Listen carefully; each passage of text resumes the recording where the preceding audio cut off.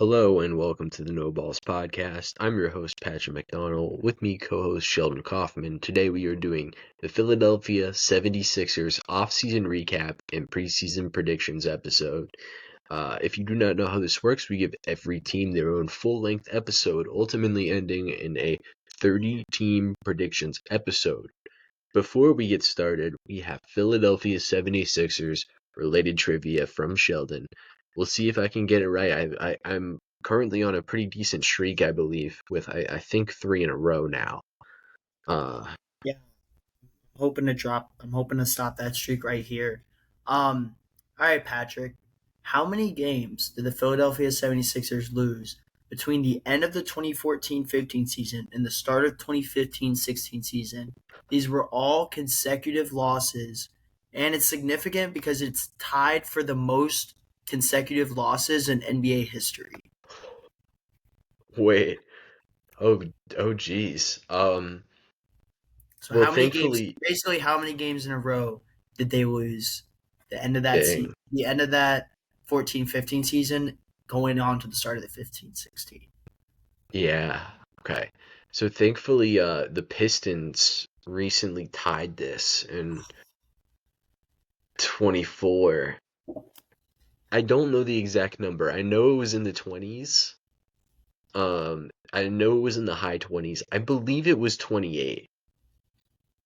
That's correct, Patrick. I Let's shouldn't have gave it go. away. I shouldn't have gave it away with if the most, but then you would have been just randomly guessing. So I had to give you a little something there. But yeah, it's correct. 28 games. I think that must have been while Embiid wasn't on the team then, or That was he was like rookie year Embiid. He didn't play his he was? first Yeah, 2 years. yeah, that's what I thought. Yeah, So rough awesome. team. Rough team. Team that like literally lost a million games to have number one odds, fell to 3, got the best player in that draft. Well, the best prospect in that draft. Nikola Jokic was the best player, but and then they didn't have the best, the number 3 overall pick for that next season, and they continued to blow up the roster. It was such an awesome team. I can't wait for the next process type of team. Like we said, the Utah Jazz are doing that, but I think they're trying to maybe get out of the. We have no idea what the Jazz are doing. We talked about it in the episode. Um, we will go forward now into the 25 Philadelphia 76ers. Maybe they're doing a process imitation right now. 24 and 58, 13th in the Eastern Conference. If you do remember, we just did the Nets. They were 12th. They were worse than the Nets this year. We did not predict that one. We will not pretend like we will. 26 and 56 expected record was 25th in the NBA, and their minus 6.29 SRS was 25th in the NBA as well. If you do not know, SRS is opponent adjusted net rating. How well did you play against your opponents? Philly did not play well, regardless of who they were playing. At home, they were 29 and 12 and 29. On the road, they were also 12 and 29. Pre All-Star break, they were 20 and 34. Post All-Star break, they were 4 and 24. Versus the Eastern Conference, they were 15 and 37. Versus the East, they were 9 and 21. In clutch games, they were a pretty poor 15 and 21. But their minus 11.8 net rating was 27th, and that was even a little bit worse than their clutch win percentage. Was not a great team this past season. It was really the disaster season team this year. What stood out for Philadelphia this past year to you? Definitely 4-24 post All Star break. That is insane. I guess that's when George kind of got shut down. But I mean, did he even get shut down for the whole? Like, did they That's officially when shut him down? everybody got shut down. Okay, that's what I thought. But I mean, yeah, let's talk about that. This team was just riddled with injuries. We weren't even allowed to talk about them on the podcast. Joel Embiid only played 19 games. Maxey only played 52 games. Paul George only played 41. That's your big three. Jared McCain. Jared McCain, who we'll talk about, I'm sure, later in the episode, was looking like the rookie of the year, like a shoe in. I mean, he definitely was gonna win that. And only played 20 games. Wait, it's only played 23 games. Kelly Oubre only played 60 games. I mean, the guys who played the most games were Ricky Council and Gershon Yubusele. I Council still might be on the team, but I know He's not. Yubusele's not. No, yeah. So both those guys aren't on the team anymore. Really, just struggled because they just kind of throwing random guys out there at one point. Really sucks because like when they were on the court, I mean, Embiid looked dominant. Maxey was amazing. McCain, like we talked about him. Paul George, rough season for podcast P. But yeah, I would say post All Star break numbers and injuries just killed this team for sure. No question about it. The post All-Star break numbers might have saved the NBA because if their pick was outside of the top 7, it would have gone to the OKC Thunder. Um, so yeah, they really pressed the tank button. And Quentin Grimes almost like pulled them out of the tank, out of tank mode. Not really out of tank mode, but he almost ruined the tank by being like unreasonably good for, who Quentin Grimes is as a player, and we'll talk about him a little bit more in this episode. But yeah, there's just so much going on in Philly. I think I brought it up in the New Orleans episode that they had the most players played, and I was 100% wrong. It was not. It was not New Orleans. It was Philadelphia. um, Crazy season for Philadelphia this year. We'll move forward. Talk about their offense. We'll probably breeze through the offense and defense because they didn't have their pieces whatsoever ever. 119 or 112.9 offensive rating was 22nd in the league, 8th in forcing turnovers, 21st in offensive rebound percentage, and 24th in pace. As far as play type, offense, they were 16th in isolation efficiency, 20th in pick and roll ball handler efficiency, 18th in roller, 19th in post up, 9th in transition. Standouts from the play types: 4th in isolation frequency and 11th in pick and roll handler efficiency or frequency for both of those. Yeah, it was a not good team, but you go and look at all the players they had. It wasn't really going to be a good offense considering the low amount of games played for guys. Even like Embiid still looked very good at times, but then at sometimes it's like, oh yeah, he just kind of like feels really old right now because he is, and they gave him a meniscectomy. He's 7 feet tall. They should not have done that. But yeah, he's withered away. He doesn't have MVP mode every game, and it was pretty rough for them. Other than that, like it was a pretty unstructured offense, especially from what you would expect from a Nick Nurse led team. What was the keys for their offense for you?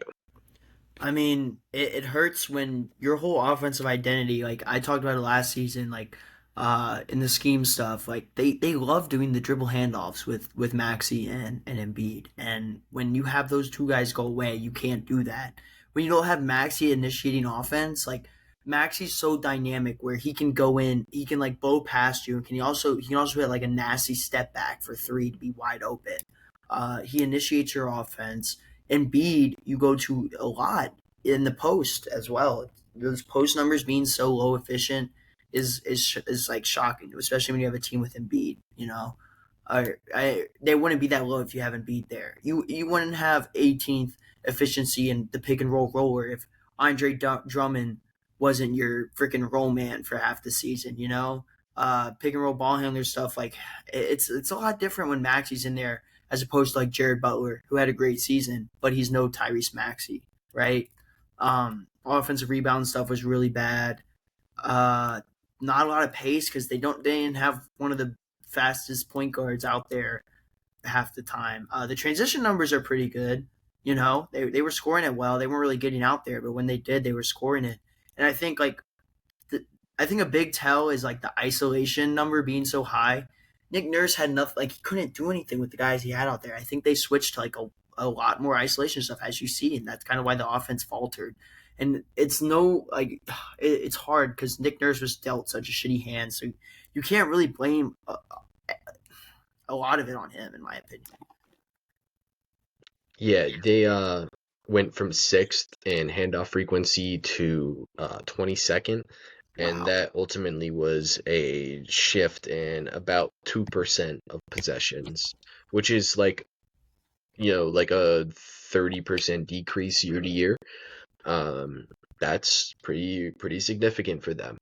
Other than that, they had to play slightly differently with like at times Quentin Grimes and Jared McCain were like the best players at moments which when they were on the floor because Paul George didn't play a lot at the early start of the season. And Embiid didn't play till around December, if I remember correctly. And then Maxey even missed a good bit of time himself. And then McCain, we liked McCain going into the draft, but he was somebody who we didn't see as a self-creator, so they had to use him a lot more in ball screen actions, kind of how the Knicks would use DiVincenzo a couple years ago, where they give him like almost on a blind pig type of action, or like a get action where he pitches it to the big and then runs a pitch back screen type of thing, and it gives him momentum going into his shot. Um, that's how they kind of had to use those guys. And Grimes and McCain were pretty effective creating out of those situations, but that being like their best offensive option at times is really, really rough. Um, because that's kind of how it was in bench lineups in situations or in games, even when some of their big players weren't out there. We'll move forward to the defense because we don't want to beat a dead horse. But their defense is also a very much dead horse, cooking a lot of bad fast food right now.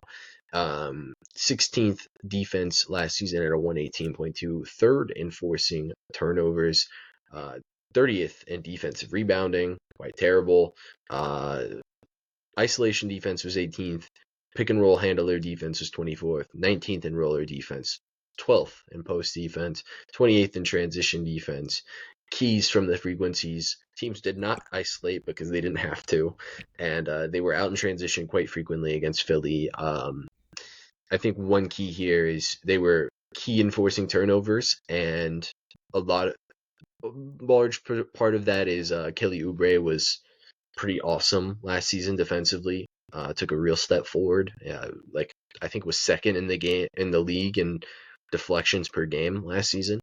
And defensive rebounding was so rough because Gershon Yabusele started a good bit of games at center last year, and he is undersized for a 4. So Yeah, sorry, I'm just gonna jump in real quick. Like I saw, like when they went up against the Kings, kind of early on in the year, Sabonis was freaking feasting because Yabusele couldn't do anything against, and Yabusele was playing the 5. Yabusele couldn't do anything. They were getting cooked on pick and rolls, and they tried to send help, and it didn't matter.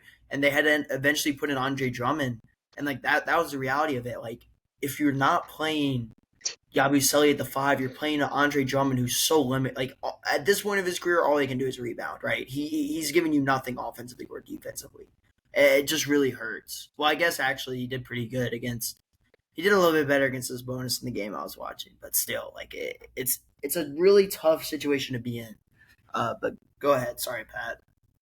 yeah, even like a Dembona who was their rookie this season, like he was pretty decent from the center spot, but we talked about him last year where it's like he's not like a run of the mill like obvious center guy. He's a little bit small at that spot, and even like per 100 possessions he was a pretty good defensive rebounder, but they didn't trust him a lot early in the season, and they eventually had to with all the injuries they incurred. He played a lot down the stretch of the season last year, and he ended up being pretty good. So he was another bright spot of last season that we do have to mention. But even Adembona was not like, he was a crazy blocks guy last season, but yeah, he struggled a little bit offensively on that side. Defensive rebounding was fine, really high block rate, but yeah, Adembona is like was relative. There we go. That's the word. He was a relative bright spot.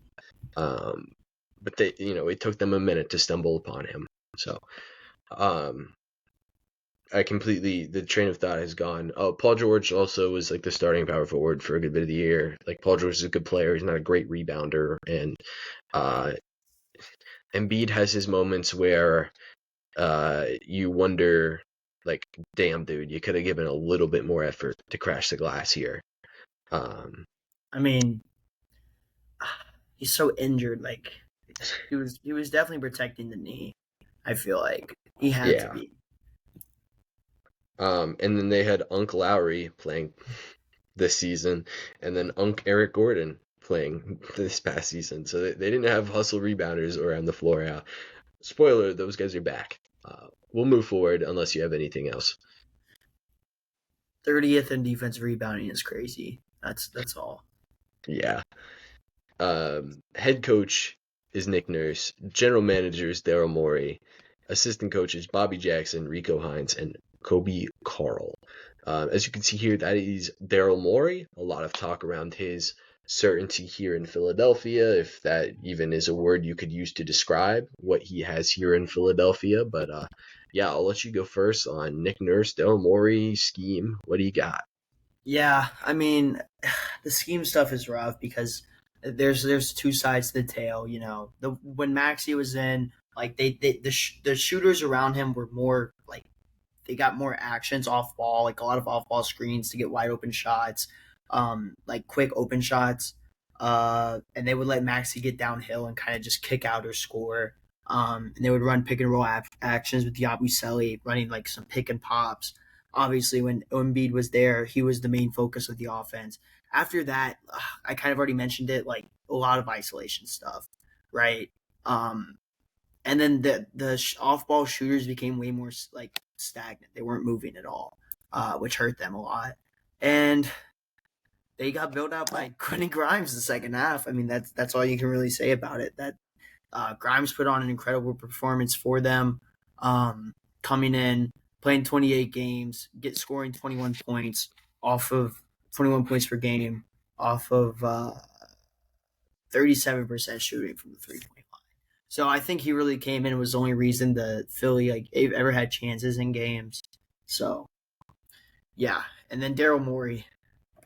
There's gonna be a lot of questions about him because like especially if Embiid like continues like continually not be able to play 50 games, 60 games. Because have you done anything with Embiid? You've done nothing with Embiid, and you've played all this money for him, and like you've like built so many teams. You give him so many stars. He's not able to do it. A lot of questions there with Daryl Morey for sure. It's rough. Yeah, I think Daryl. I think his first full year was the 21 team that Butler was on. no, Butler not there. The Atlanta Hawks year Oh, okay. where Did Ben he? Simmons got broke. Yeah. Oh, okay. Yeah, yeah, yeah. Did he ever? But did he coach with Jimmy Butler? Or was Jimmy Butler pre 2020 on the Sixers? He was a pre 2020. Yeah. Okay. That was crazy Never half season for Big Jim. Um, Tobias Harris over him. That was not Daryl Morey's choice though. So Yeah, yeah, yeah. My bad. he My kind bad. of he did kind of have to inherit that garbage, and he turned Ben Simmons into James Harden after Ben Simmons lost his NBA career. Um, And then the drove James Harden out of Philly. Yeah, and turned him I into would never play for Daryl Morey ever again. Like it's crazy. craziest. That might be the craziest Harden clip. Um, we'll we'll just say, how long of a leash do we think Daryl has? I mean, I haven't heard like a lot of whispering, but like, I feel like he doesn't have that. Like personally, I don't know. You can let me know like what if the media or like executives or anything or your sources say anything else. I feel like the lease is extremely short.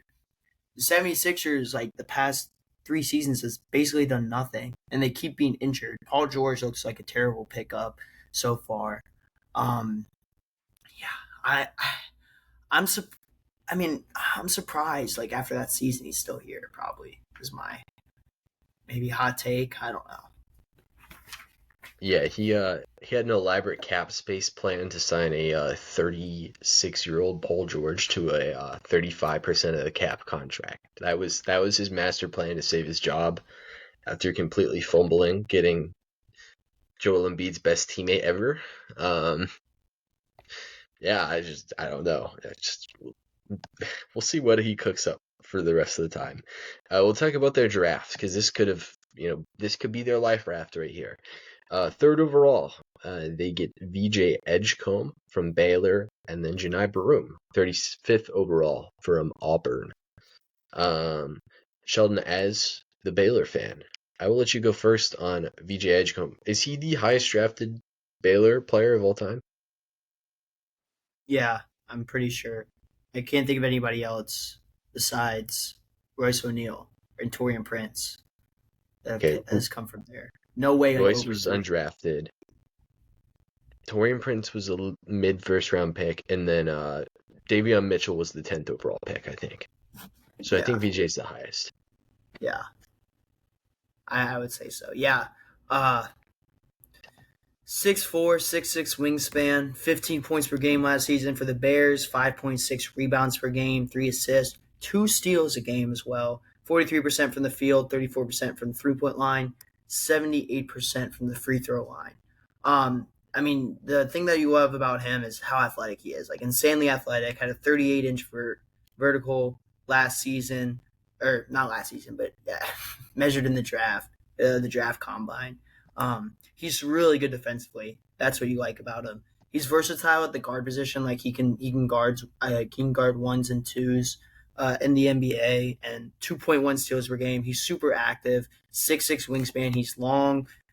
He showed like bright spots and help defense, chase down blocks, stuff like that. Um, Showed promise there. Insane highlight tape with the athleticism. Like this kid flies when he jumps. The off ball scoring was really good. Like low key was pretty good at relocating the spots as a shooter. The 34% free 3-point percentage seems a little low. He really struggled at the beginning of the season shooting the ball.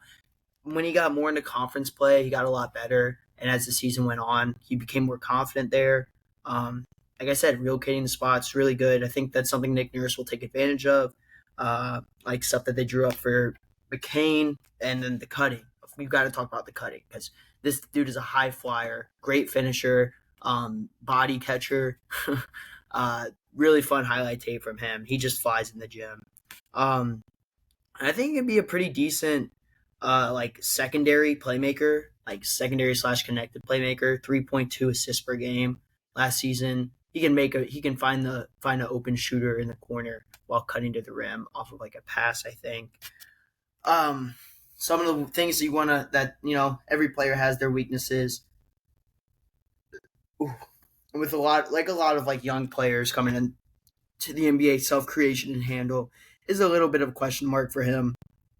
And especially the pull up shooting wasn't really his strong suit last season. If he can clean that up, makes him even more dangerous as an on-ball threat. He struggled at finishing at the rims at times with like layups and stuff, which is like shocking, which was shocking to me to kind of see because like of how good he looked, and every time he jumped, he would just dunk it. At least from what I saw, but he did have some trouble sometimes. Like I think his at the rim percentage was pretty low. The shooting consistency, if he can keep like a good shooting consistency, that makes him a threat from deep and driving, which is really hard to guard. But like I said, he got hot near the end of the season, so he showed that he can shoot the ball. I mean, you're getting a super athletic guard that can play really good defense and is really good finishing or like getting to the rim, really good athleticism, has promise with the 3 ball. I love VJ Edgecombe. Yeah, VJ was exciting. Uh, you mentioned the rim finishing. That was like the key concern for me. He was a 60% finisher at the rim, which is pretty damn good. The issue is he had such a high volume of dunks, it like completely like changed it. Finishing layups, he made like 42% of his layups, which is like really bad. Um, and especially from a guy who's so athletic like VJ. I think if I had to point for any sign of concern on or of enthusiasm on that end, it's that he's so athletic, and that is how he's gotten as far as he is in the basketball sphere. That's how he's getting selected third overall, and he is not like an untalented player. He's not an only athlete player, but that's his calling card, is his athleticism. He played in um, the Olympics last season and was like the best athlete on the floor with NBA players as his teammates and opponents. He's a crazy athlete.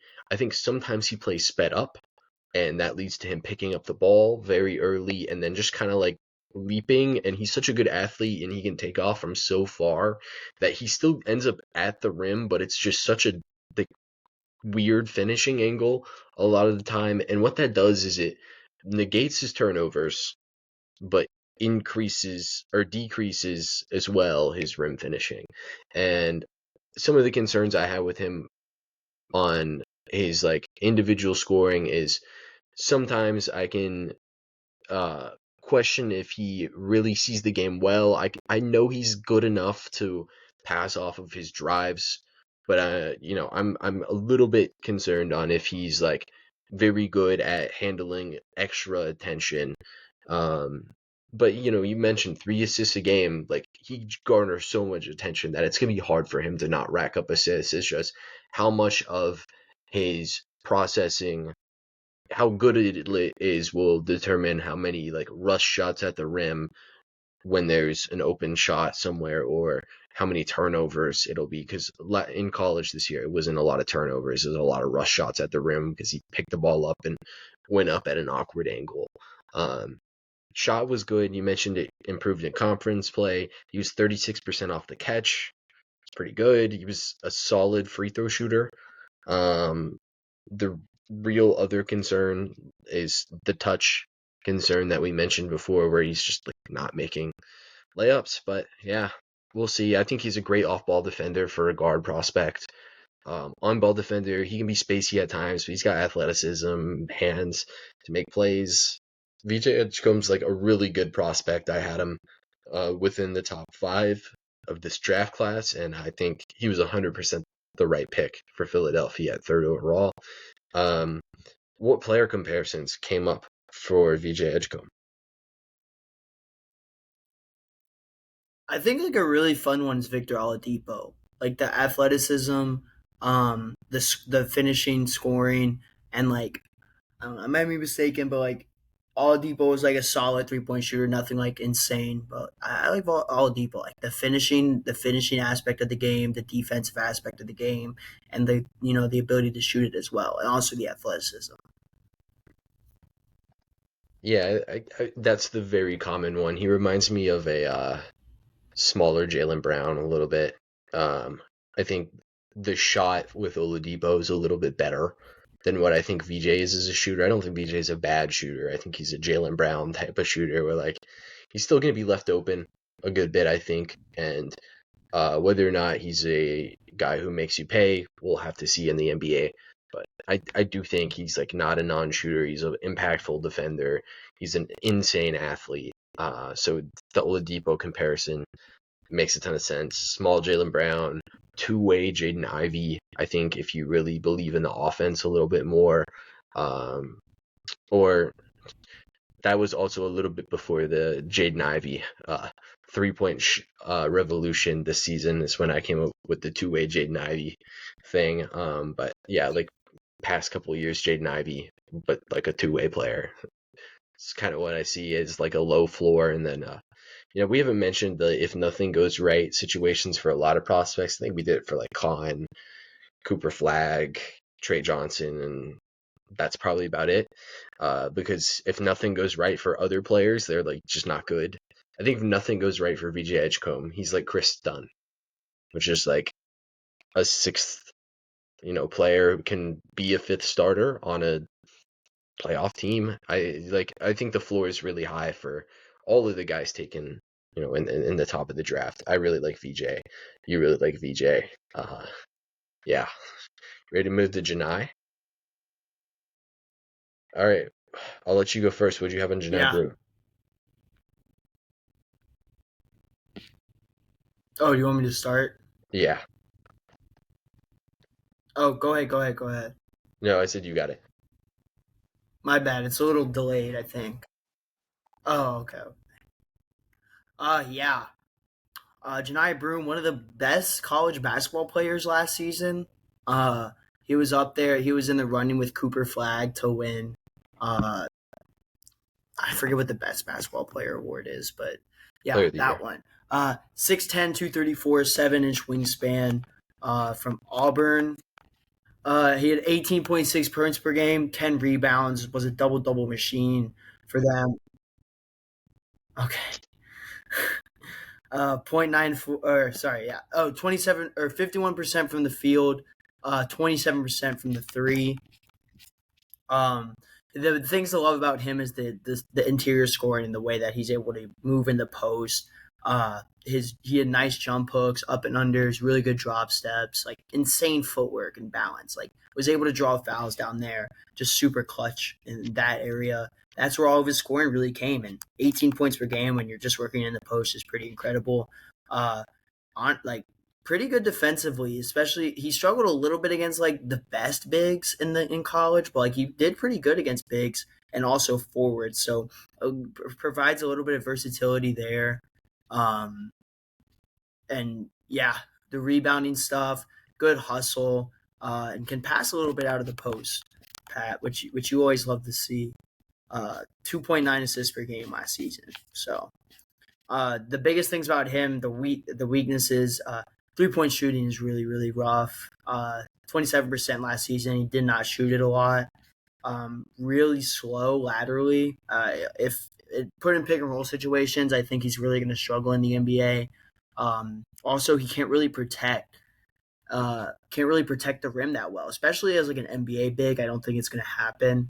Um, I think he's going to struggle there, and he's just a little slow. Yeah, you mentioned the rim protection too. He did manage to be a decent, like, weak side rim protector, and that led to him leading his conference in blocks per game at 2.1. But like you mentioned, I don't know if like the real rim protection is that good. Um, Other than that, like you mentioned, the foot speed's a little bit slow, but he led his conference, or almost led his conference in points this season. He was in the running for Player of the Year. He averaged 11 rebounds. Pretty crazy. He's like, he was a fifth year player, but he was good this past season, and I think he was 100% a guy who should have been drafted into the league this year. Um, I think he's like, how high of how much do you think this scoring will translate over to the NBA? Because I think that's the thing with him, is how much do you think that?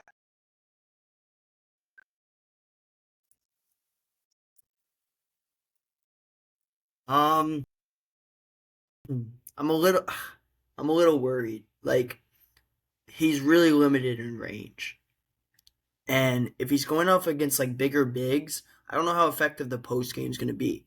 He does have really good footwork, and he is strong, but like against big NBA bigs, I don't know if he'll be able to be as effective in the post. I think he'll be able to do like a decent job against like wings. I don't know. I don't think it translate. I think it's I don't think it translates that well. I think teams are gonna be able to like scheme against it pretty easily if he becomes like a player you need to scheme against. And also like the like usually if you're limited offensively as a big, right? You can only really score in the post. You're a great rim protector, you're a great defender. That's why teams keep you out there.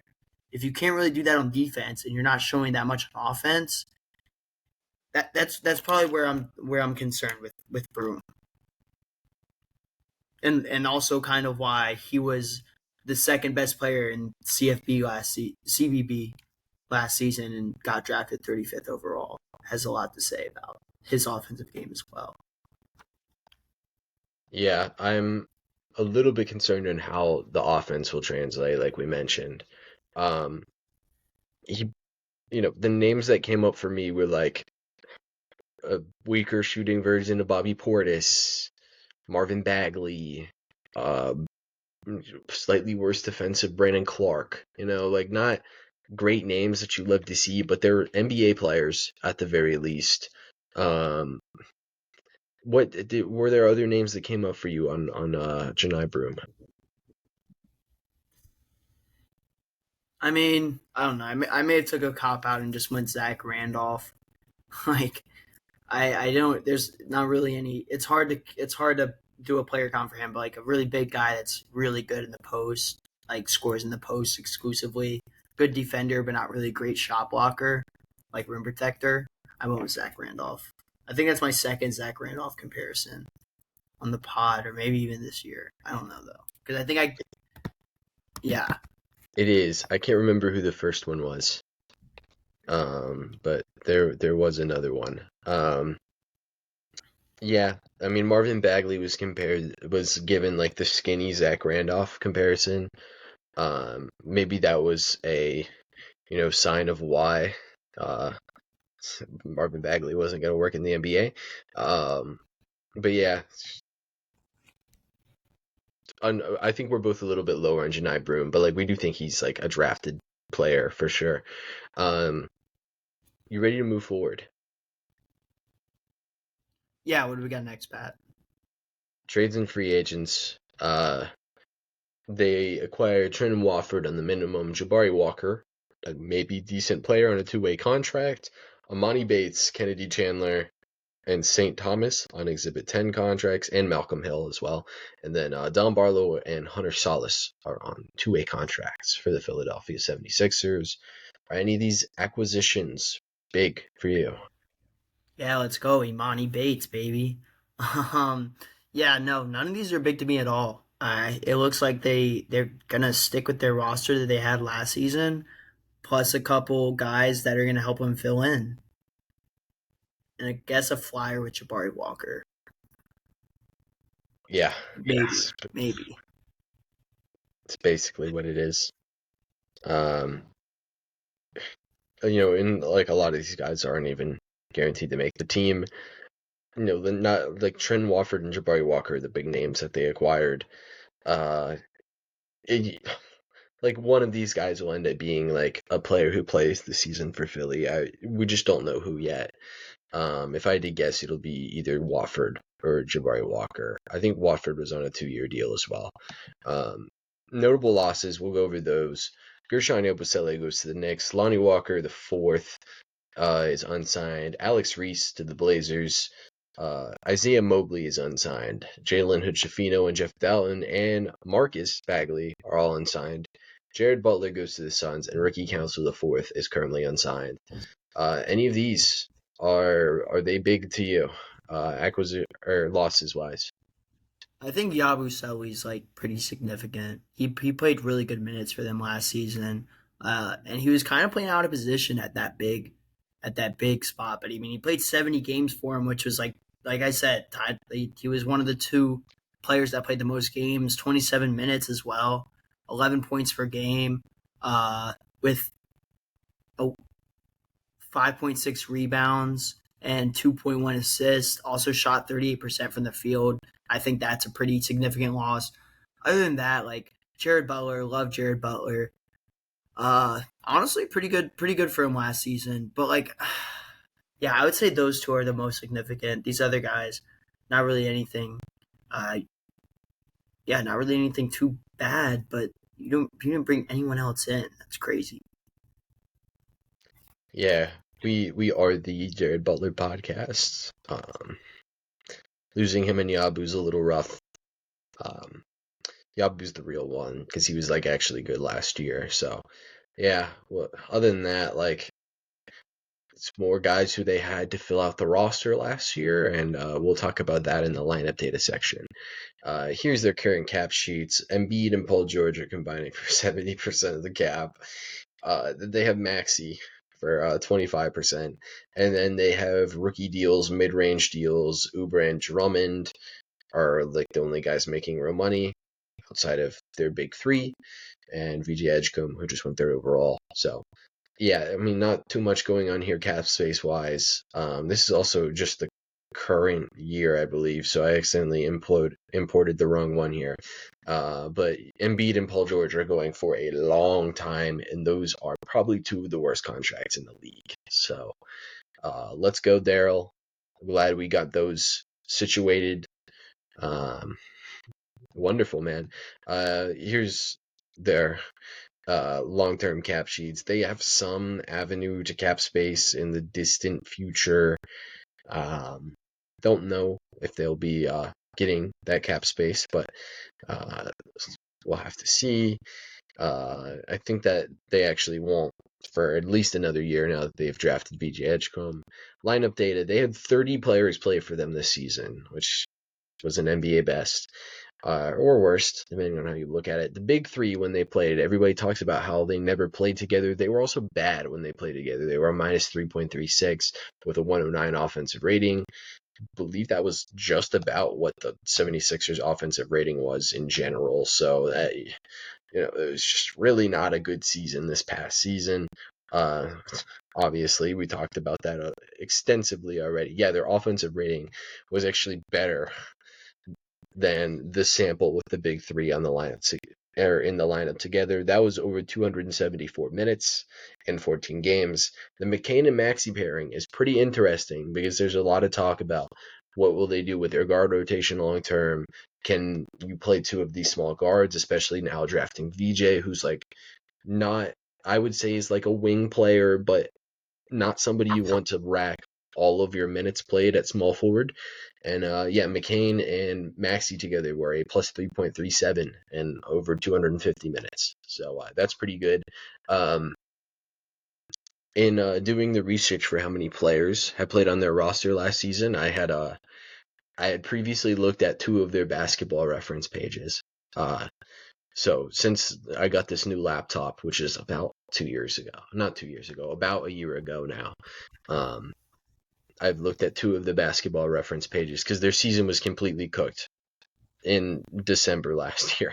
So I've looked at two basketball references pages from the 2025 76ers. I want you to guess who you think those two players were. Wait, that what? That I have viewed their basketball reference page in the last year, basically.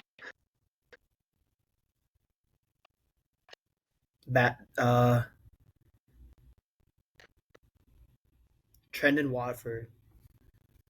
That's a pretty good guess.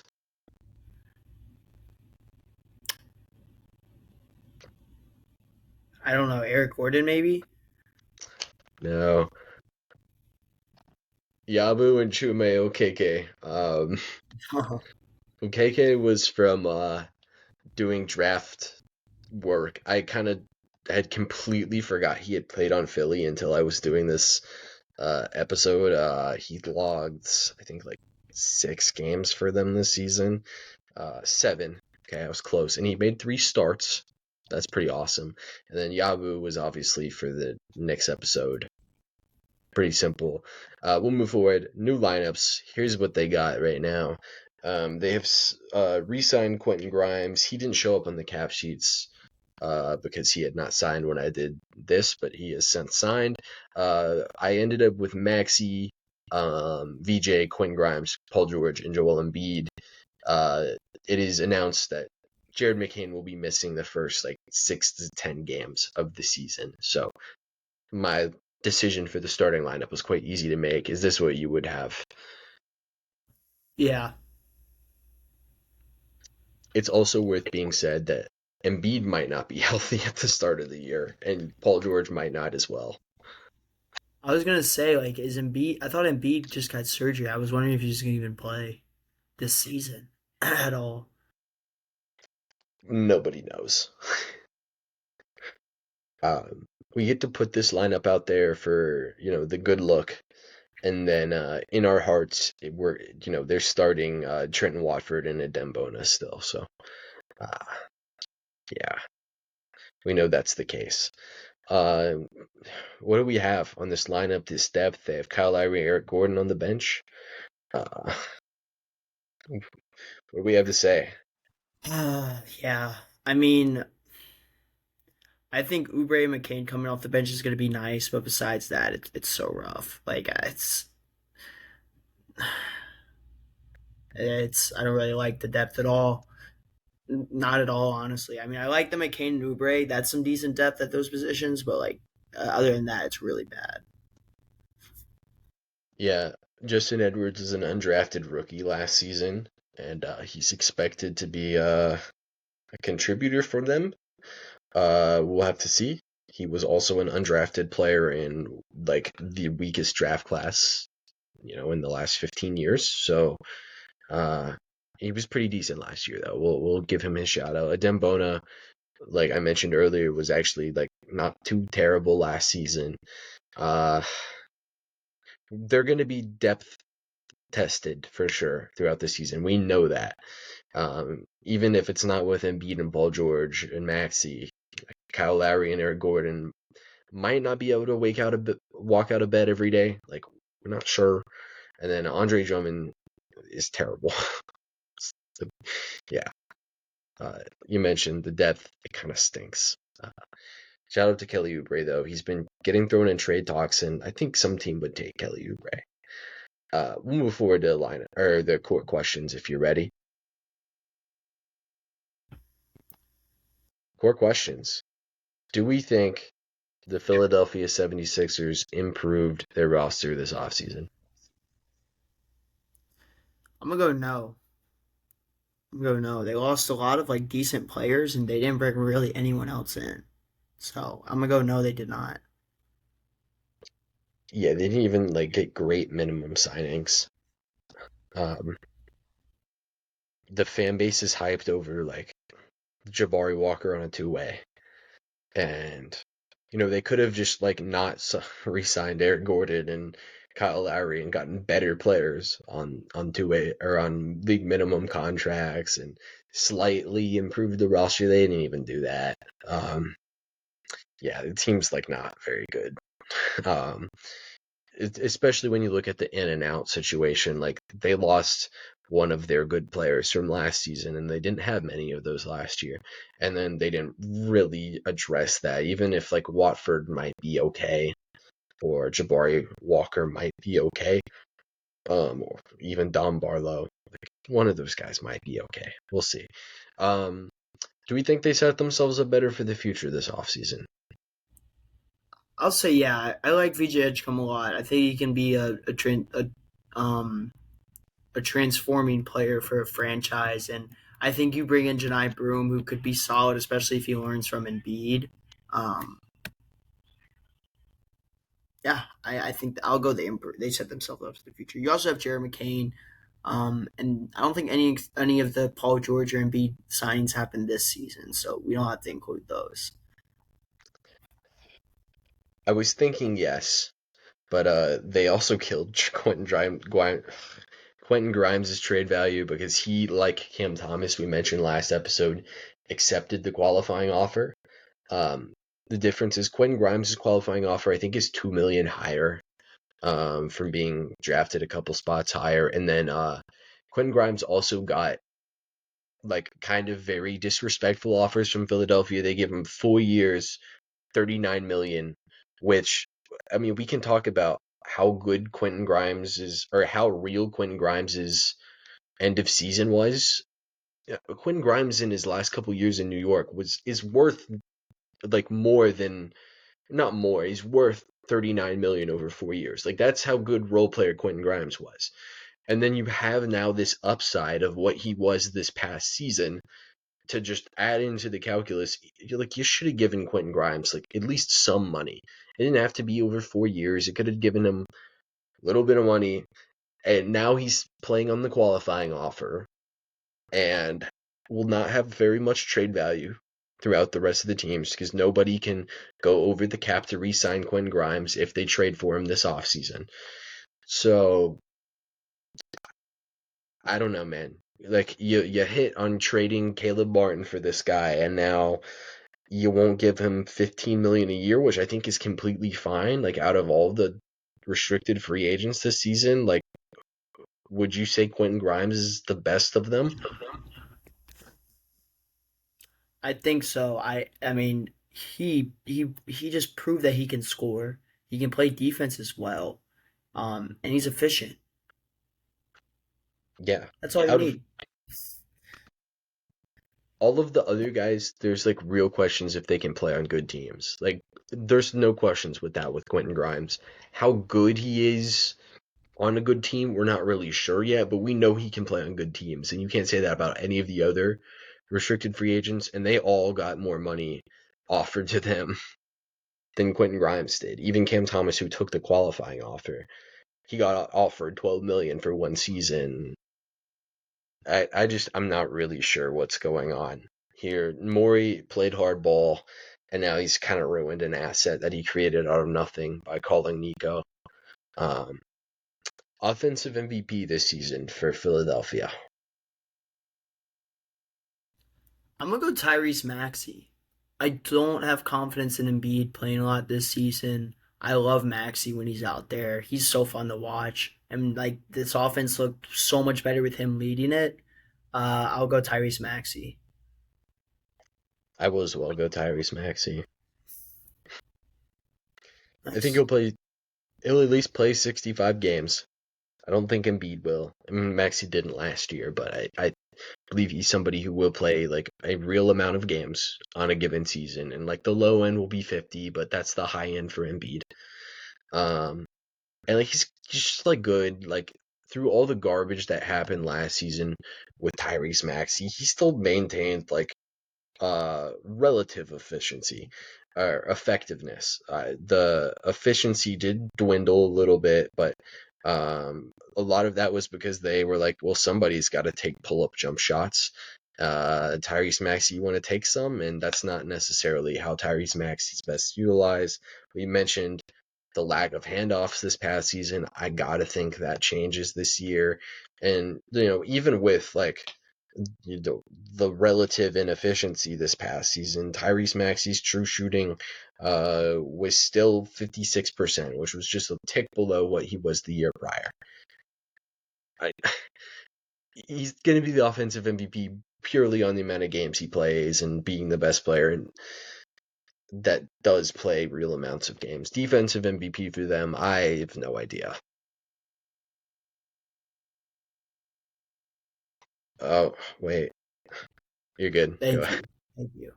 I'll go Quentin Grimes, I guess, or VJ Edgecombe. I also don't know who to go defensively here. Yeah, we'll talk it in the All 30 episode. They might be one of the worst defenses in the league because previously they had Embiid's rim protection to fall back on, and that kind of saved them a lot of the time. They like kind of don't have that anymore. Like Embiid can't bring it on a regular season game defensively anymore. Even in the playoffs, sometimes it's just like the mobility's not there anymore. His ability to handle physicality isn't as good as it was. It's like pretty rough defensively. I think they're going to be bad defensively, and yeah, ultimately, regardless of what Charles Barkley says, this probably isn't a very good team, and usually bad teams don't push themselves too much defensively. I'll go VJ Edgecombe too because he's got stuff to prove. I guess Quentin Grimes, he's got stuff to prove. That's the argument for those guys. Kelly Oubre, I think, is probably the real answer because he like generates so much deflection, so much disruption on defense. I just think it will be for a different team come mid-February. There's no way they let Kelly Wizards Oubre. unite. Wizards reunion. Wizards reunion for our push for the 4 seed. Oh, that's a preview into the predictions episode. I will not be making that prediction, but I'll let you have free reign to make that one if you want to. I got you. I'll step up. I'll be brave. No. Let's go. Backup center Vucevic to the moon. Let's go. Um, the better Vucevic. X Factor time. Yeah, I mean health, obviously. Like obviously health. Um Maybe like Paul George. I feel like that's a valid X factor. Like they need him to be way better than he was last year if this team wants to have a chance. Let's see. Like 16 points per game is just not it. It's 35% from the 3-point line, 43% from the field goal from the field. Like you need to do better, Paul George. I know you're watching right now. So go out there. You got to have a great season because, like, you need to be up there in the low 20s. Not even scoring, but like doing everything else too. Like the defensive stuff was really bad.